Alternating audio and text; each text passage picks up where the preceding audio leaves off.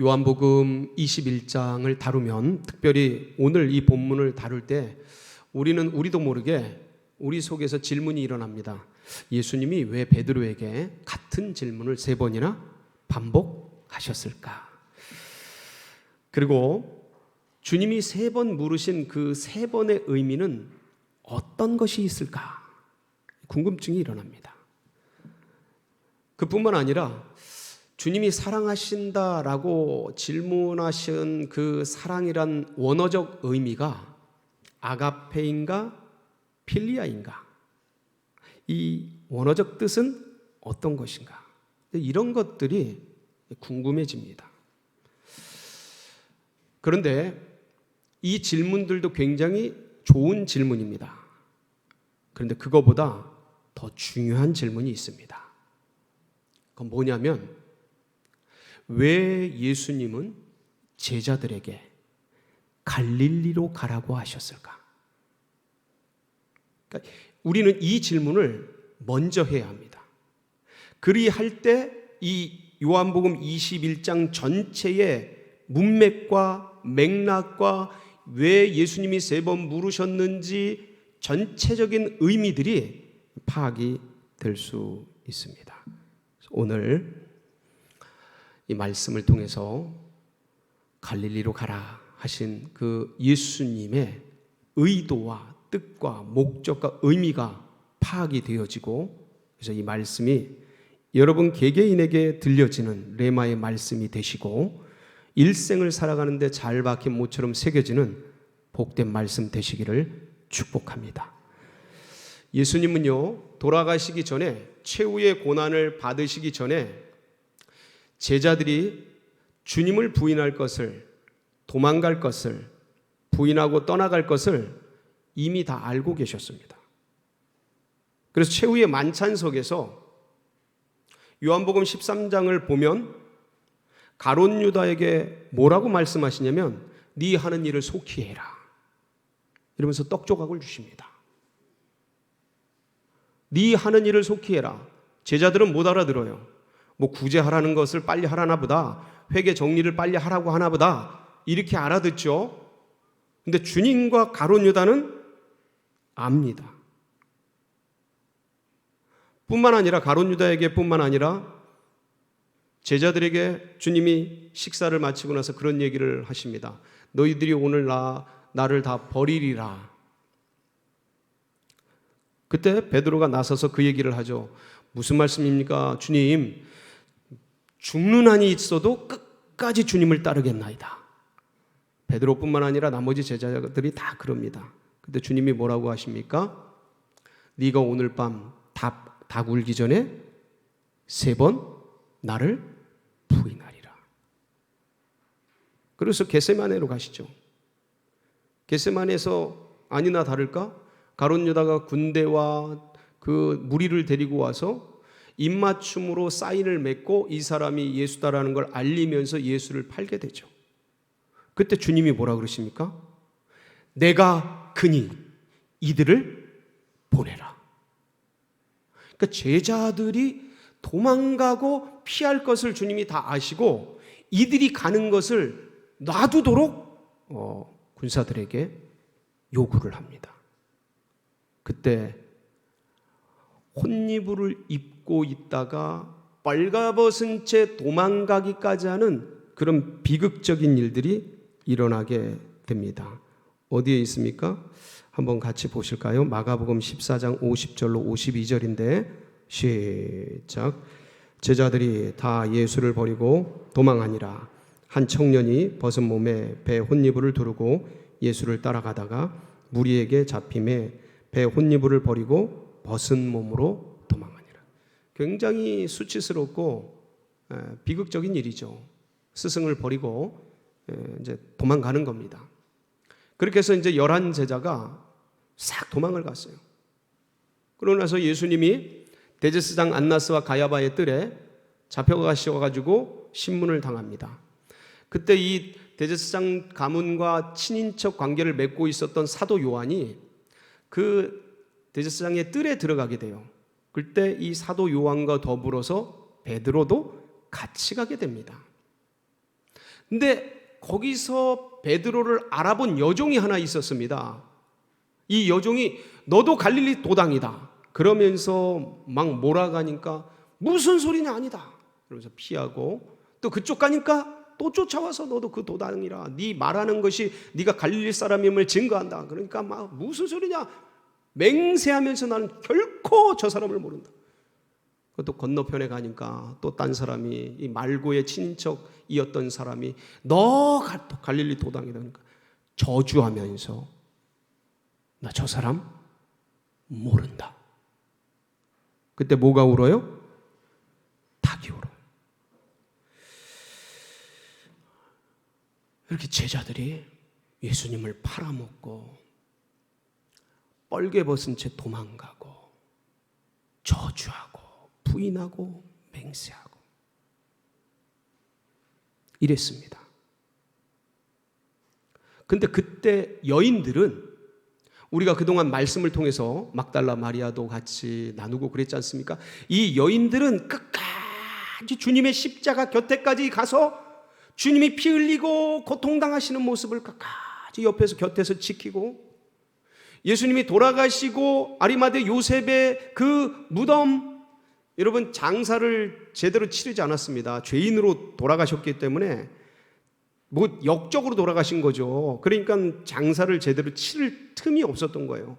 근데 아리마대 요셉이 그 힘을 가지고 억지로 당신의 무덤에 예수님을 안치하고 모셨는데, 그 무덤까지 쫓아가 가지고 그 무덤이 어디 있는지 위치가 어떤지 파악하고 그 길로 달려가서 예수님 옷 씻기고 할 상품과 향유를 준비하고, 그리고 안식 후 첫날 그 새벽 미명에 어두울 때 예수님 그 돌이 다친 것을 알면서도 그 새벽 어두울 때 거기 가가지고 향유 향품 발라드리고 넣어드리려고 끝까지 쫓아갔던 거예요.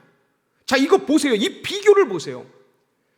예수님을 목숨 걸고 쫓는다는 제자들, 12 제자들의 모습, 그리고 그 곁에서 뒤에 꽁무니 따라다니는 그 여인들의 모습, 최후에 어떻게 되어지는지 이 비교를 한번 보세요. 목숨 걸고 주님을 쫓겠다는 그 제자들은 예수님 팔아먹고 저주하고 맹세하고 뻘거벗은 채 도망가고 모른다고 그러고 있는데, 이 여인들의 헌신과 수고는 끝까지, 이때 사도권은 끝난 겁니다. 이때 제자도는 다 무너진 거예요. 다 박살난 거예요. 무슨 권위와 무슨 힘이 있겠습니까? 다 무너진 거예요.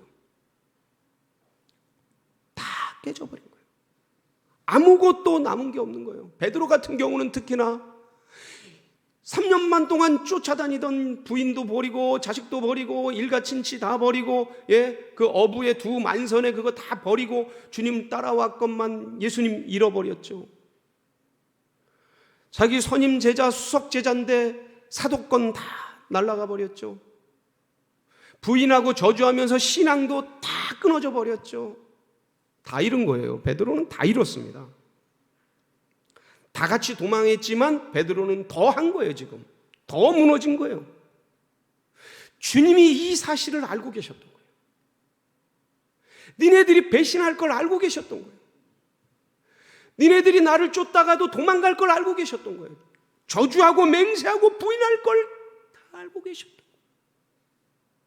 그래서 주님은 최후의 만찬 그 끄트머리에서 당부를 하십니다. 뭐라고 당부하셔요? 내가 부활한 다음에 갈릴리로 갈 테니 거기서 만나자. 마태복음 26장 32절에 보면 그 말씀이 나옵니다. 한번 보실까요? 시작. 그러나 내가 살아난 후에 너희보다 먼저 갈릴리로 가리라. 그러니까 너희들 갈릴리로 내려와라. 그래서 거기서 만나자. 여러분, 예수님이 부활하신 다음에, 여러분 예수님이 부활하신 모습들을 쫙 한번 성경을, 사복음서를 한번 추적을 해보세요. 예수님 부활하신 후의 메시지가 하나입니다. 갈릴리에서 만나자. 갈릴리에서 만나자. 예수님이 직접 그 말씀을 하셔요. 부활하신다. 마태복음 28장 10절인데 시작. 이에 예수께서 이르시되 무서워하지 말라. 가서 내 형제들에게 갈릴리로 가라. 거기서 나를 보리라 하시니라. 여러분, 이 천사들이 예수님 그 돌아가셔서 누워 계셨던 발치와 머리맡에 천사들이 있었지 않습니까? 그 바위 위에도 천사들이 있었는데, 이 천사들이 여인 막달라 마리아와 여인들을 만나고 그럴 때 천사들의 메시지가 하나예요. 예수님 부활하셨다? 형제들에게 가서, 제자들에게 가서 어디로 가라 하라? 갈릴리로 가라 하라. 마태복음 28장 7절입니다. 시작. 또 빨리 가서 그의 제자들에게 이르되 그가 죽은 자 가운데서 살아나셨고 너희보다 먼저 갈릴리로 가시나니 거기서 너희가 배우리라 하라. 보라, 내가 너희에게 일렀느니라 하거나. 그러니까 계속 같은 메시지인 거예요. 갈릴리로 가라. 갈릴리에서 만나자. 갈릴리에서 보자. 여러분, 왜 갈릴리일까요? 지금 제자들이 있는 곳은 예루살렘입니다. 여러분, 이 예루살렘은 지금도 그렇지만 그 옛날에도 세계적인 도시였어요. 가장 유명한 도시 중에 하나입니다. 여긴 수많은 엘리트들과 권세자들과 능력자들과 왕들과 총독들이 사는 그러한 곳이에요. 일을 꾸미려면 이런 데서 해야 됩니다. 말을 낳으면 어디로 보내고요? 제주도로 보내고, 사람을 낳으면 어디로 보내요? 한양으로 보내는 거예요. 이런 데로 보내는 거예요. 여기서 모여서 여기서 일을 해야 되는데, 가장 화려하고 멋진 이 도시 속에서 못던 모종의 일들을 꾸미는 것이 아니고 여기가 아닌 거예요. 어디로 가라는 거예요? 갈릴리로 가라는 거예요. 갈릴리로 가라. 거기서 만나자. 여러분, 사실 제자들은요, 지금 이 예루살렘에서는 아무것도 하고 싶지 않은 겁니다. 실패하고 무너지고 좌절된 것. 예수님은 죽고 돌아가시고 자신들은 배신자로 스스로가 낙인 찍고 남들에 의해서도 그렇게 보여지고 있고, 두려워서 숨어 있고 문 닫고 걸어놓고 아무도 만나고 있지 않은 자기들끼리의 폐잔병 같은 모습으로 그렇게 있는 그 제자들, 뭔가 할 수 있는 게 없는 겁니다. 사회적 분위기도 지금 우리 사회가 교회에 대해서 별로 호의적이지 않지만 그때는 더했어요. 이 예수님 당시에는 잡아 죽이려고 그러는 거예요. 나사렛 도당들, 이단 괴수 죽여버렸으니까 나머지 것들도 다 잡아 죽여야 된다, 이런 분위기였던 거예요. 그러니까 침체되고 좌절되고 낙심되고 제자들의 심정이 다 무너져 있었던 것입니다. 아무것도 할 수 있는 것이 없었어요. 그런데 제자들은 이렇게 되리라고는 아무도 예상하지 못했습니다. 주님은 아셨던 겁니다. 여기서 제자들이 아무것도 할 수 없다는 것을. 그래서 어디로 가라는 거예요? 갈릴리로 가라는 거예요. 갈릴리가 어떤 곳입니까? 예수님을 처음 만났던 곳. 신앙이 처음 시작되었던 곳. 깊은 곳에 그물을 내려라. 주님 밤이 새도록 수고하였지만 잡은 것이 없으나 주님 말씀에 의지하여 내리리이다. 두 배의 만선의 놀라운 기적을 경험하면서 자신이 죄인임을 깨닫고 예수님 나를 떠나소서 나는 죄인입니다 고백하면서 주님을 만났던 그곳 갈릴리. 내 첫사랑, 첫 사역을 시작하면서 흥분과 수많은 사람들이 쫓는 그 영광을 보면서 기뻐했던 그 갈릴리. 첫사랑의 그곳, 거기로 주님은 제자들을 모아주셨던 겁니다. 여러분, 객지 나가서요 고생하고 힘들고 어렵고 좌절하고 실패했을 때 사람들은 본능적으로 어디를 생각합니까? 고향을 생각합니다. 부모님을 생각해요. 그리운 고향, 내 고향. 이 제자들의 고향이기도 합니다. 이곳은. 그러니까 주님이 이 제자들의 고향이자 영적인 고향인 이 갈릴리에서 하려고 하신 것이 있었던 거예요. 무너진 제자들의 그 마음, 찢어진 그 제자들의 마음, 예수님을 저주하고 부인하고 맹세하며 모른다고 했던, 그러면서 자신들이 스스로 무너졌던 그 제자들의 그 마음, 혼이불을 벗겨가면서 뻘거벗고 도망간 그 제자의 무너진 그 마음, 그건 아무도 어떻게 할 수 있는 것이 아니에요. 깊은 내상인 거예요. 스스로들 했지만, 자기들이 본인들이 했지만 그 마음의 아픔과 상처와 그 트라우마와 그거는 어떻게 해결되는 게 아닌 거예요. 아무도 해결할 수 있는 게 아닌 거예요. 주님이 그것을 아셨어요. 주님이 갈릴리로 모으신 거예요. 뭐 하시려고요? 재기시키기 위해서. 다시 회복시켜 주시기 위해서. 다시 복음을 위해, 예수 그리스도를 위해, 하나님 나라 위해 살 수 있도록 그 마음을, 그 상처를, 그 트라우마를, 그 아픔을 만져주시고 위로하시고 격려해 주시기 위해 갈릴리로 모으셨던 것입니다. 여러분, 이 자리가 갈릴리가 되시기를 축복합니다. 주님, 부활의 주님을 다시 만나서 회복하고 상처가 치유되고 몸이 말씀을 들을 때 성령의 은혜로 감동 감화가 일어나고, 할렐루야. 이렇게 갈릴리의 제자들이 쫙 모였을 때 주님께서 해변에 야외 식탁을 딱 차리셨습니다. 불을 피우시고 고기 잡은 걸 가져오라 해서 고기를 구우시고, 이른 아침에 캠핑이 야외 식탁이 차려진 거예요. 식탁을 고기를 구워서 함께 먹으면서 분위기가 무르익는데 주님이 뜬금없이 베드로에게 묻습니다. 뭐라고 묻습니까? 오늘 15절 말씀을 보면 요한의 아들 시몬아, 이 사람들보다, 첫 번째 질문에는 비교급이 들어가 있습니다. 이 사람들보다 나를 더 사랑하느냐? 여러분, 이건 사랑에 대한 얘기지 않습니까? 이건 굉장히 사적이고 개인적이고 은밀한 얘기입니다. 그렇지 않습니까? 뭐 우리가 사람들 앞에서 너 나 사랑하느냐 뭐 이런 얘기 할 계제가 아니지 않습니까? 사랑을 확인하고 사랑을 고백하는 것은 개인 간에 하는 일 아니겠습니까?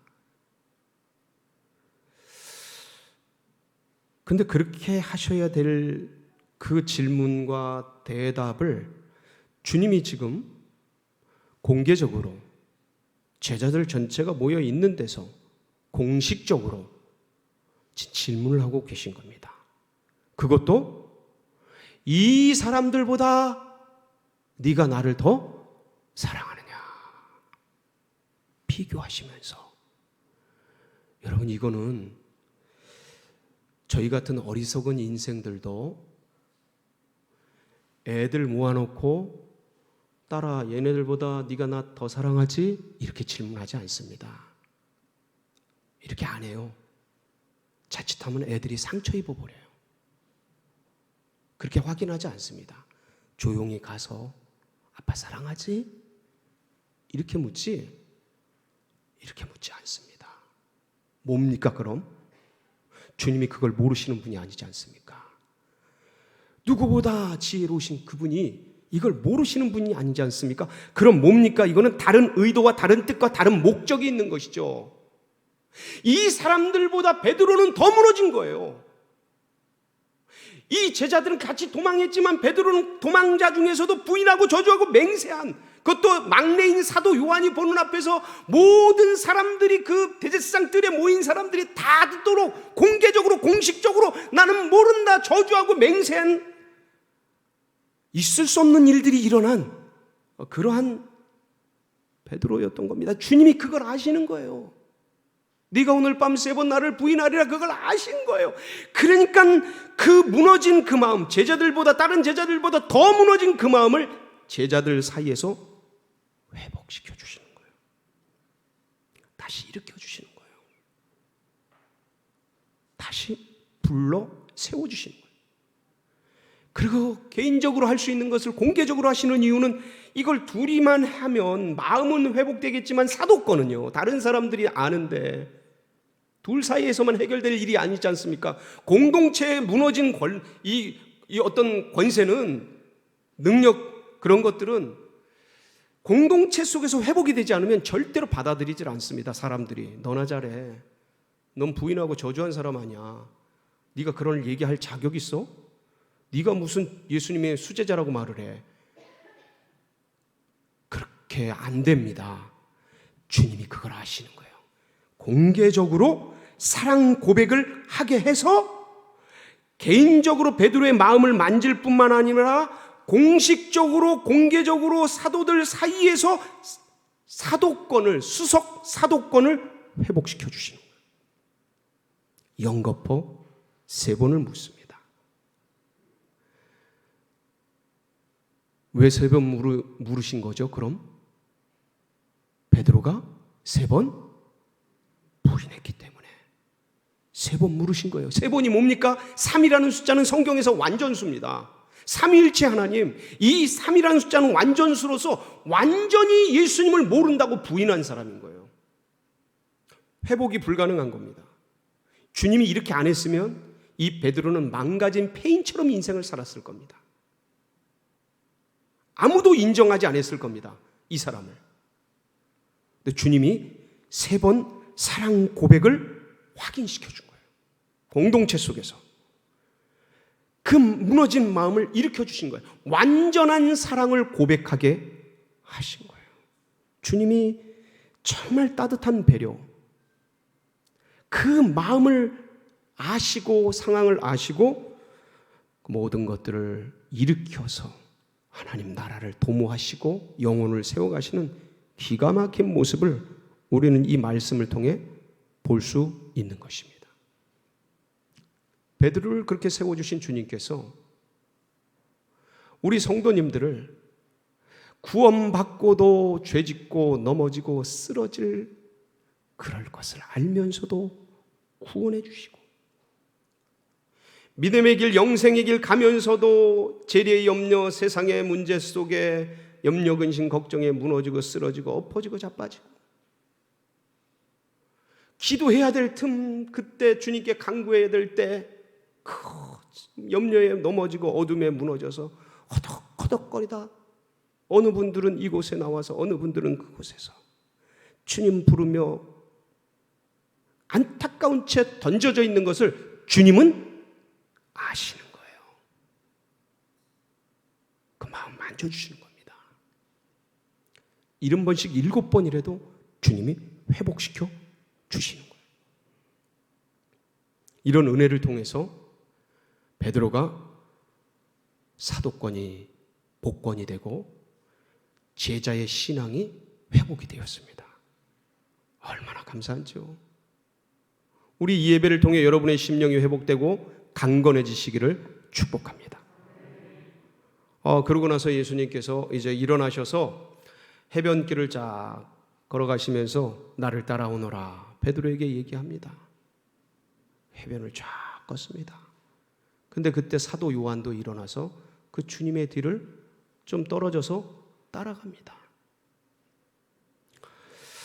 이 말씀의 장면을 생각하면 베드로가 마음이 회복되고 다시 사도권이 회복되고 공동체 속에서 다시 뭔가 마음의 자격과 마음들이 일어나고 여기까지는 너무 아름다운 모습이에요. 그런데 그렇게 되었더니 베드로가 순간 또다시 무엇을 바라보냐면 오늘 20절, 21절 보면 회복된 베드로가 어디를 보는지 나와 있습니다. 같이 한번 보실까요? 시작. 베드로가 뭐예요? 돌이켜. 베드로가 돌이켜. 예수님하고 같이 가다 예수님을 바라보는 것이 아니고 돌이켜. 누굴 봤다고요? 예수께서 사랑하시는 그 제자가 따르는 것을 보니. 누굴 봤다고요? 예수께서 사랑하시는 그 제자. 이게 누굽니까? 사도 요한.